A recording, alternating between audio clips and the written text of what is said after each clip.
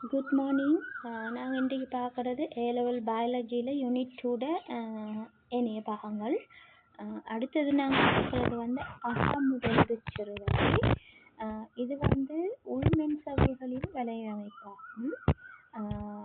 அதாவது இது வந்து கருட வெளிமென்சவ்வுட தொடர்ச்சியாகத்தான் இது காணப்படும். அதனால் தான் இது சொல்கிற ஒரு வலையமைப்பு கட்டமைப்பை தான் இது காணப்படும். அடுத்தது தட்டையான அல்லது குழாயுருவான பைகளை உருவாக்கி ஈயாரின் உள்ளிடத்தை குளியவுறு தாயத்திலிருந்து வேறு பிரிக்கும். இது என்ன செய்தென்றால் எங்களோட களத்துக்கு உள்ள வந்து குளியவுரு இருக்கும், சரியா? களத்தை நிரப்பி அதில் களத்தில் நடுவில் வந்து கரு காணப்படும். கருவை சுற்றி வந்து கருமென்சவ்வு காணப்படும். கருமென்சவ்வு பார்த்தோம்னா 2 வகை இருக்குது. ஒன்று உள்மென்சவ்வு, வெளிமென்சவ்வு. இது வந்து வெளிமென்சவ்வோட தொடர்ச்சியாக காணப்படும்.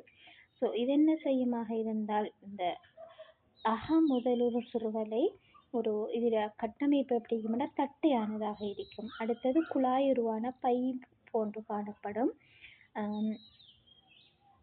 அதே நேரம் அது வந்து அதில் ஈயார்ட உள்ளிடத்தையும் குளியவுருவிலிருந்து வேறுபடுத்தக்கூடியதாக இருக்கும் மென்சவ்வு. இது கருக்குழியின் வெளிமென்சவ்வின் தொடர்ச்சியாகும். ஸோ கருவை நாங்கள் ஆல்ரெடி சொன்னோம், கருவில் வந்து 2 மென்சவ்வு இருக்கு, உள்மென்சவ்வு, அடுத்தது வெளிமென்சவ்வு. இது வெளிமென்சவ்வோட கருவின் வெளிமென்சவ்வின் தொடர்ச்சியாகத்தான் காணப்படும். 2 வகையான ஈஆர் காணப்படும். ஸோ இது 2 வகையாயிருக்கும். அழுத்தமற்ற ஈஆர் என்றும் அழுத்தமான ஈஆர் என்றும் சொல்லுவார். ஸோ அழுத்தமற்ற ஈஆரை பார்த்தோம்னு சொன்னால், அழுத்தமற்ற ஈஆர் தட்டையான பைகளை கொண்டது. இரைபோசோம்கள் மேற்பரப்பில் பிணைக்கப்பட்டிருக்கும். இரைபோசோம்களினால் தொகுக்கப்பட்ட புரதம் ஈஆரின் உள்ளிடத்திற்கு நகரும். ஸோ இன்றைக்கி எதை வச்சு நாங்கள் ஈஆரை 2 வகையாக பிரிக்கிறோமாக இருந்தால், அதாவது அந்த ரைபோசோம் வந்து மேற்பரப்பில் இணைந்து காணப்படுதா இல்லையாங்கிறது வச்சு 2 வகையாக பிரிக்கலாம். ரைபோசோம் வந்து இணைந்து காணப்படுமாக இருந்தால் அதை வந்து அழுத்தமற்றதாக, அதாவது ரைபோசோம் ஒட்டி கொண்டிருக்கும் போது அந்த மேற்பரப்பு கரடு முரடான மாதிரி இருக்கும். அழுத்தமான ஈஆர் என்று சொன்னோம்னா ரைபோசோம் வந்து இணைஞ்சிருக்க மாட்டுது அதோட மென்சவ்வில். ஸோ ரைபோசோம் இணைஞ்சிருக்குதா இல்லையாங்கிறத வச்சு தான் நாங்கள் 2ஆக பிரிக்கிறோம். அடுத்தது மெயினாக இந்த அழுத்தமற்ற ஈஆர் பிரதான தொழில் என்னன்னு பார்த்தோம்னு சொன்னால் புரத தொகுப்புல பங்குபற்றும். ஸோ தொகுக்கப்பட்ட புரதத்தை வந்து உள்ளிடத்துக்கு நகர்த்துறது தான் இதோட பிரதான தொழில். ஸோ இந்த தொழில் கட்டாயம் எங்களுக்கு தெரிஞ்சிருக்கணும். அடுத்தது அது மட்டுமில்லை, அழுத்தமற்ற ஈஆர் பலதரப்பட்ட தொழில்களை செய்து அதில் முதலாவது என்னன்னு சொன்னால் ரைபோசோமினால் தொகுக்கப்பட்ட புரதத்தை கடத்துதல். ஸோ ரைபோசத்தோட பிரதான தொழில் என்னன்னு சொன்னால் அவர் வந்து புரத தொகுப்பில் தான் மெயினாக பங்கு பெற்றார். ஸோ அழுத்தமற்ற ஈஆரில் ரைபோசோம் காணப்படுறதால ஸோ மெயினாக அவர் வந்து புரத தொகுப்பில் பங்கு பெற்றுவார். ஸோ அது வந்து அதனால் என்ன செய்யுமாக இருந்தால் அழுத்தமற்ற ஈஆர் வந்து புரதத்தை ரைபோசோமால் தொகுக்கப்பட்ட புரதத்தை கடத்துகிற ஒரு தொழில் செய்வார். அடுத்தது வந்து கிளைகோ புரதங்களை தொகுத்தல். ஸோ கிளைகோ புரதங்கள் எங்களுக்கு தெரியும், எங்களோட பல மென்சவ்வுகளில் காணப்படுற ஒரு கிளைகோ புரதங்கள் காணப்படுறது. அந்த கிளைகோ புரதங்களை தொகுக்கிற பிரதான இடம் என்னென்று பார்த்தோம்னா அழுத்தமற்ற ஈஆராக இருக்கும். 3வது தொழில் பார்த்தோம்னு சொன்னால் கடத்தல் புடகங்களை உற்பத்தி செய்தல். அடுத்தது வந்து கடத்தல் புடகங்கள் காணப்படுது, அந்த புரதங்களை சேமித்து அதை கடத்தக்கூடிய புடகங்கள். அது வந்து என்ன நடக்கமாக இருந்தால் இந்த மென்சவ்வு வந்து இறுதியாக வந்து புடகங்களாகத்தான் வெளியேற்றப்படும். அந்த கடத்தல் புடகங்களை உற்பத்தி செய்து அது எப்படிங்கிறத நாங்கள் பார்ப்போம். அடுத்தது வந்து பொஸ்போலிப்பிட்டுகள், புரதங்கள், கார்போஹைட்ரேட்டுகள் போன்றவற்றை சேர்த்து தனது மென்சவ்வு வளர்ச்சிக்கு வசதி அளித்தல். ஸோ இது என்ன செய்யுதுன்னு சொன்னால் அடுத்த தொழில் பிரதான தொழில் புரதத்தை கடத்தினாலும் பொஸ்போலிப்பிட்டுகள், புரதங்கள், கார்போஹைட்ரேட்டுகள் போன்றவற்றை என்ன செய்யுதுன்னு சொன்னால் அது சேர்த்து வச்சு தனது மென்சவோட வளர்ச்சிக்கு என்று சொன்னால் அது வந்து தொடர்ச்சியாக வளர்ந்து கொண்டு போகும். கருவுக்கு அடுத்ததாக காணப்படுற அந்த தட்டையான மென்சவு வந்து அழுத்தமற்றதாகிக்குமே என்று சொன்னால் ரைபோசோம் அட்டாச் பண்ணிக்கிறதால தொடர்ச்சியாக நீண்டு கொண்டு போகும்போது என்ன செய்யும் என்று சொன்னால் அது அழுத்தமான ஈஆராக காணப்படும். ஏன்னு சொன்னால் இன்னைக்கு இது காணப்படாது. ரைபோசோம் வந்து அதில் மேற்பரப்பில் இணைந்து காணப்படாது. சரி, அதை தொடர்ந்து அப்படியே போகும்போது தான் புடகங்கள் உருவாக்கப்படும். சரியா? எனவே மென்சவு தொழிற்சாலை என அழைக்கப்படுகின்றது. ஸோ இதை வந்து பிரதானமாக நாங்கள் மென்சவு தொழிற்சாலை என்று சொல்கிறோம். அடுத்தது பார்த்தோம்னா அழுத்தமான ஈஆர் என்று பார்த்தோம்னா அழுத்தமான ஈஆரானது ரைபோசோம்கள் அற்ற குழாயுருவான பைகளை கொண்ட வலையமைப்பு ஆகும். ஸோ இதுவும் வலையுருவ அமைப்பு தான், தட்டையானது தான். ஆனால் அழுத்தமானதுக்கும் அழுத்தமற்றதுக்கும் வித்தியாசம் என்னன்னு சொன்னால் அழுத்தமான ஈஆரில் வந்து ரைபோசோம் மேற்பரப்பில் காணப்படாதுங்கிறது தான். இதர தொழிலை பார்ப்போமாக இருந்தால் அழுத்தமான ஈஆர் வந்து எண்ணெய், ஸ்டீராய்டுகள், போஸ்போலிப்பிட்டுகள் அடங்கலான இலிப்பிட்டுகளை தாக்குது. ஸோ பிரதான இதர தொழில் என்னன்னு சொன்னால் ரைபோசோம் இல்லை, அதனால இதால் புரதம் துவக்க முடியாது. இது என்ன செய்தோம்னா எண்ணெய், அதாவது கொழுப்பு சம்பந்தப்பட்ட லிப்பிட் சம்பந்தப்பட்ட தொகுப்புகள் தான் இங்கே செய்யுது. அது எண்ணெய்கள், ஸ்டீராய்டுங்கிறதும் ஒரு வகையான லிப்பிட் தான். அடுத்தது போஸ்போலிப்பிட், போஸ்பரஸும் லிப்பிட்டும் சேர்ந்தது போஸ்போலிப்பிட். இவைகளை வந்து தொகுக்கிறது தான் அழுத்தமான ஈஆர்ட பிரதான பங்களிப்பு. அடுத்த 2வது தொழில் என்னென்னு பார்த்தோம்னா கார்போஹைட்ரேட்டுகளின் அனுஷேபம். ஸோ இது வந்து கார்போஹைட்ரேட்டுகளில் அனுஷேபம் நடக்கிற பிரதான இடம் வந்து அழுத்தமான ஈஆராக காணப்படும். அடுத்தது களத்தினுள் கடத்தலை மேற்கொள்ள கடத்தல் புடகங்களை உற்பத்தி செய்தல். அழுத்தமற்ற ஈஆர் மாதிரி தான் அழுத்தமான ஈஆரம் வந்து களத்தினுள்ள கடத்தல்கள், அதாவது பதார்த்தங்களை கடத்துறதுக்கு புரதமாக இருந்தாலும் கருக்குள்ள நடைபெற்று வந்து அது வந்து அழுத்தமற்ற ஈஆர், இங்கிலீஷில் நாங்கள் ரஃப் ஈஆர்ன்னு சொல்லுவோம். அந்த ரஃப் ஈஆர் கூட வந்து அழுத்தமான ஈஆரை வந்து இங்கிலீஷில் நாங்கள் ஸ்மூத் ஈஆர்ன்னு சொல்லுவோம். அதில் மேற்பரப்பு ஸ்மூத்தாக இருக்கிறதால ஸ்மூத் ஈஆர்ன்னு சொல்லுவோம். ஸ்மூத் ஈஆர் கூட வந்து அதுக்கு பிறகு அது சின்ன சின்ன புடகங்களாக உடைஞ்சி வரும். அதுக்கு தான் அந்த புடகங்களை உருவாக்குற மெயினான தொழிலை ரெண்டுமே செய்து அழுத்தமற்ற ஈஆர் அழுத்தமான ஈஆர் ரெண்டுமே செய்து. அடுத்தது நச்சு நீக்கலில் ஈடுபடுதல். ஒரு களத்து அழுத்தமாக இருந்தால் அதில் நச்சு நீக்கும் தொழிற்பாடு பிரதானமாக செய்கிறது வந்து அழுத்தமான ஈஆர். அடுத்தது கல்சியம் அயன்களை சேமித்தல். ஒரு களத்து அழுத்தமான கல்சியம் அயன் பலதரப்பட்ட வேலைகளுக்கு உதவும். என்சைம் ஆக்டிவிட்டிக்கு தேவை. அடுத்தது எங்களோட கணத்தாக்கங்கள் கடத்தப்படுறதுக்கு தேவை. அடுத்தது சில எங்களோட மென்சவில் இருக்கிற அந்த வாங்கிகள் வந்து அது ஓப்பனாகி அது களத்துக்குள்ள பதார்த்தங்களை உள்ளுறதுக்கும் வெளியாக்குறதுக்கும் கல்சியம் அயன் தேவை. இவ்வாறான கல்சியம் அயன்களை வந்து சேமித்து வைக்கிற இடம் வந்து அழுத்தமான ஈஆரில் தான். ஸோ இங்கே இன்னைக்கு உங்களுக்கு தெரிய வேண்டியது என்னன்னு சொன்னால் அழுத்தமான ஈஆருக்கும் அழுத்தமற்ற ஈஆருக்கும் இல்லை என்ன வித்தியாசம், அதோட தொழில்கள் என்ன, தொழில் அடிப்படையில் அவை எவ்வாறு வேறுபடுகின்றது, என்ன பிரதான தொழில்ங்கிறது கட்டாயம் தெரிஞ்சிருக்கணும். நீங்கள் இதுக்கு சார்ட் போட்டோ ஞாபகப்படுத்தி கொள்ளலாம். அடுத்தது பார்த்தோம்னு சொன்னால் ரைட், இதில் ஸ்ட்ரக்சரை பார்த்தோம்னு சொன்னால் பாவீங்க கருப்புளியில் தொடர்ந்து தான் வந்து ஈஆர் வருது. அழுத்தமற்ற ஈஆர் வந்து கருப்புளியை தொடர்ச்சியாக வரும். அதை தொடர்ந்து வந்து அழுத்தமான ஈஆர் வரும். ஸோ அழுத்தமற்ற ஈஆரில் வந்து ரைபோசோம் ஒட்டி கொண்டு காணப்படும். அடுத்து அதே நேரம் அழுத்தமற்ற ஈஆர் அழுத்தமாக இருந்தாலும் அழுத்தமான ஈஆராக எடுத்தோம்னா அவங்க வந்து கடத்தல் புடகங்களை உருவாக்கணும். ஏன்னா அது உடஞ்சி சின்ன சின்ன கோலங்கள் வடிவில் புடகங்கள் உருவாக்கப்படும். ரைட்டா? அடுத்தது இதை பார்த்தோம்னா ஒரு இது தட்டையான குழாயுருவான வலையமைப்பு கொண்டதாக இருக்கும். இது அழுத்தமான ஈஆர் வடிவம் அப்படித்தான் இருக்கும், அழுத்தமற்ற ஈஆர் வடிவம் அப்படித்தான் இருக்கும். ரைட்? அடுத்து பார்த்தோமாக இருந்தால் கொள்கை உபகரணம். ஸோ கொள்கை உபகரணத்தை பார்த்தோம்னா அதில் கட்டமைப்பு பார்ப்போமாக இருந்தால் அதுவும் வந்து அதாவது அகமுதலுறு சிறுவலையில இருந்துதான் இந்த கொள்கை உடலும் வந்து பிரிந்து வரும். சரியா? அதிலிருந்து தான் உருவாக்கப்படுகிறது.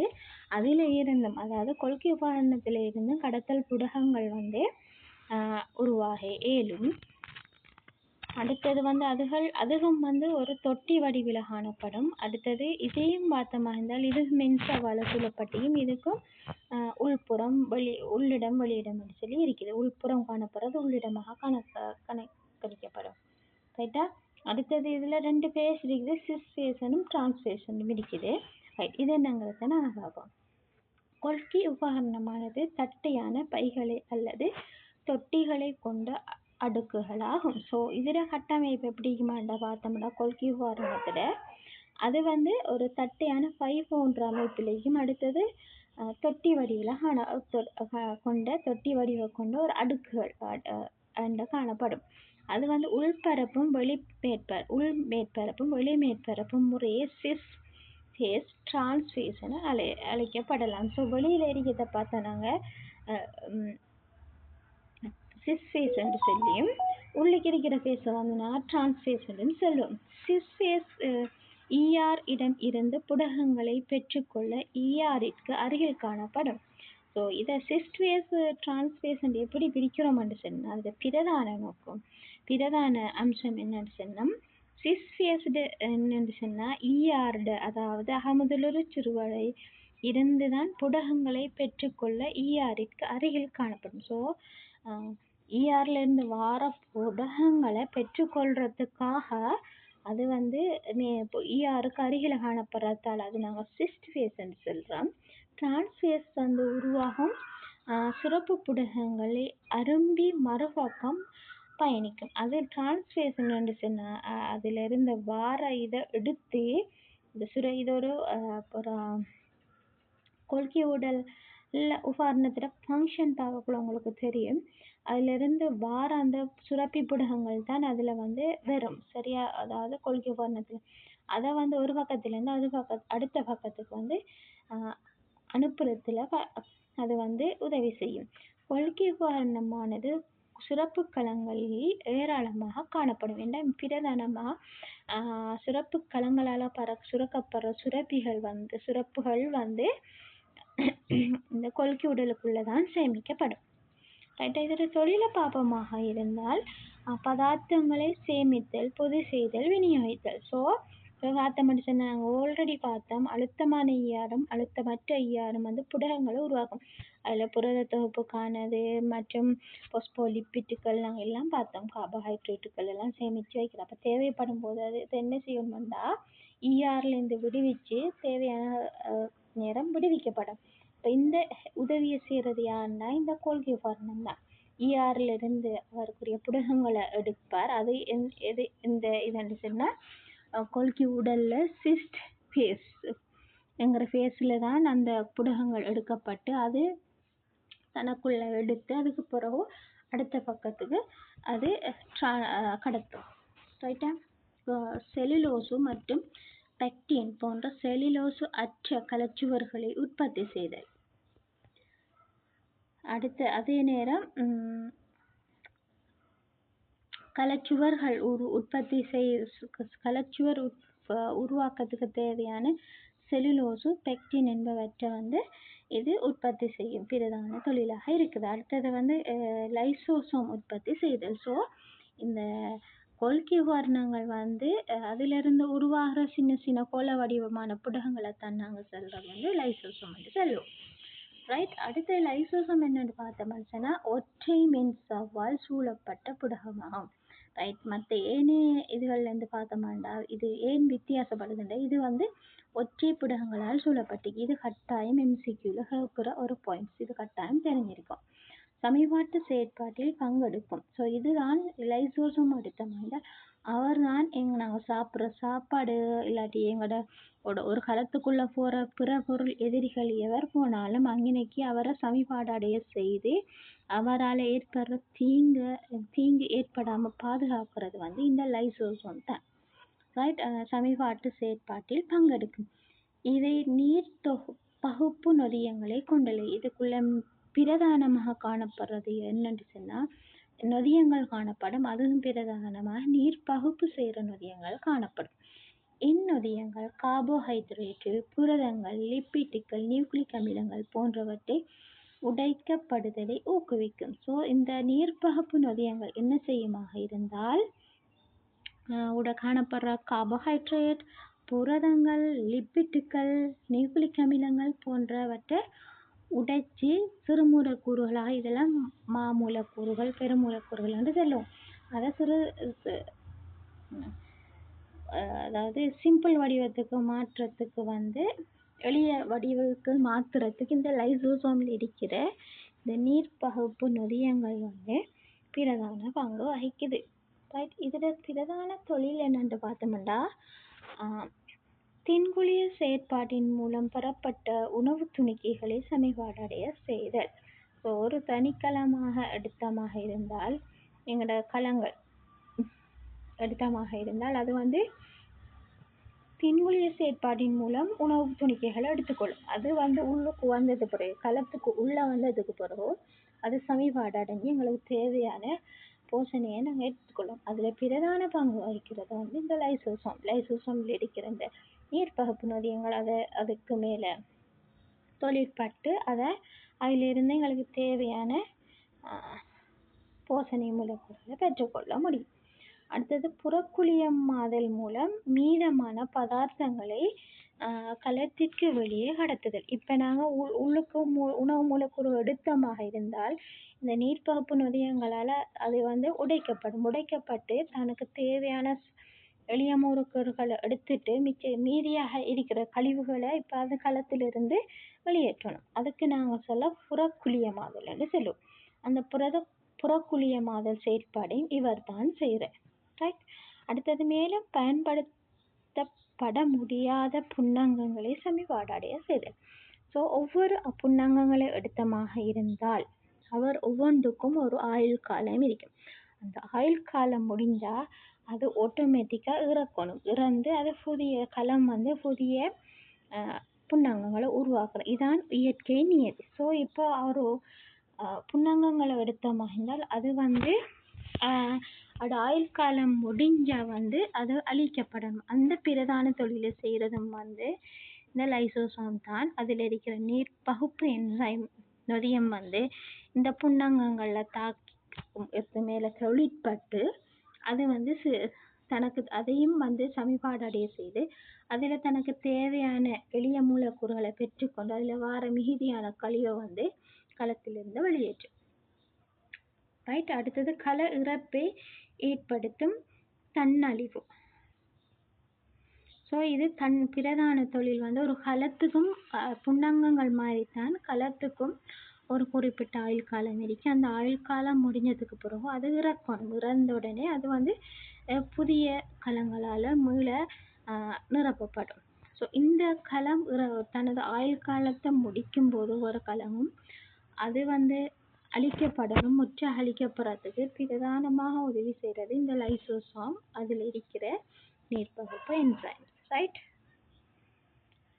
அடுத்தது பார்த்தோம்னா பெராக்சிசோம் ஒற்றை மென்சவ்வால் சூழப்பட்டதும் ஒட்சியேற்றும் நொதியங்களை கொண்டதுமான புடகங்கள். ஸோ இதுவும் லைசோசோம் மாதிரித்தான் பெராக்சிசோமும்.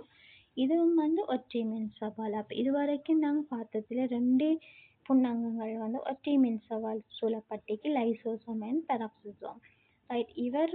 இதுவருக்குள்ள என்னடா காணப்படுற ஒக்சியேற்றும் நொதியங்கள். அங்கே பார்த்தோம்னா நீர்ப்பகுப்பு நொதியங்கள் காணப்படும் லைசோசோமில். இங்கே பெராக்சிசோமில் ஒக்சியேற்றும் நொதியங்களை கொண்ட புடகங்கள். இவை தாவர களங்கள், விலங்கு களங்கள் இரண்டிலும் காணப்படும்.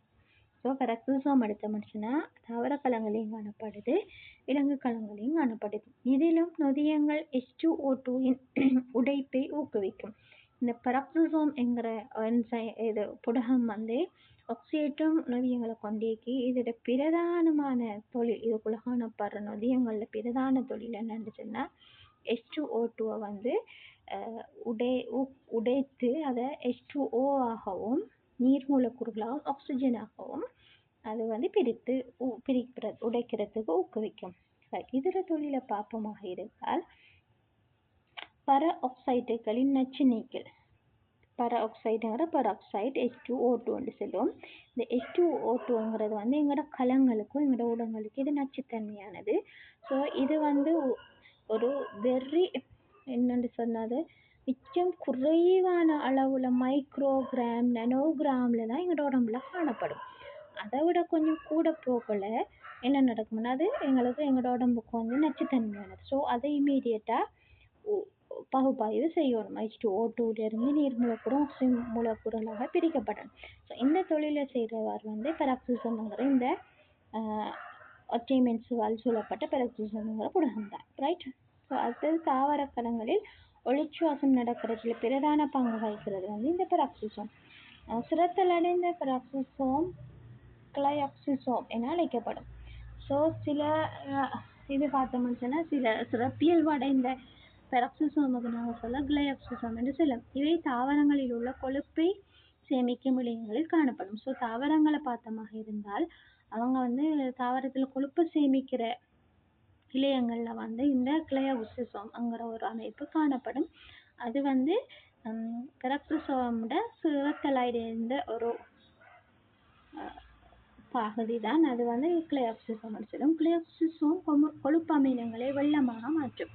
ஸோ இன்னைக்கு இருக்கிற கிளையாக்சிசோம் எடுத்தோம்னா ஒரு தாவரத்திலாம் காணப்படும். ஸோ இதில் ஞாபகம் வச்சு கொள்ள வேண்டியது பெராக்சிசோம்ங்கிறது தாவரத்திலையும் விலங்குலையும் காணப்படும். ஆனால் சில தாவரங்கள் வந்து கொழுப்பை சேமிக்கிற தாவரங்கள் தாவர இழையங்களில் இந்த பெராக்சிசோமானது கிளையாக்சிசோமாக சிறப்பியல்பு அடைந்திருக்கும். அதோட பிரதான தொழில் என்னன்னு பார்த்தோம்னா அதில் சேமித்து வச்சிருக்கிற கொழுப்பு அமிலங்களை வெள்ளமாக மாற்றும். அதுதான் இதோட பிரதான தொழில். ரைட். அடுத்தது நாங்கள் அடுத்த கிளாஸில் பார்ப்போம்.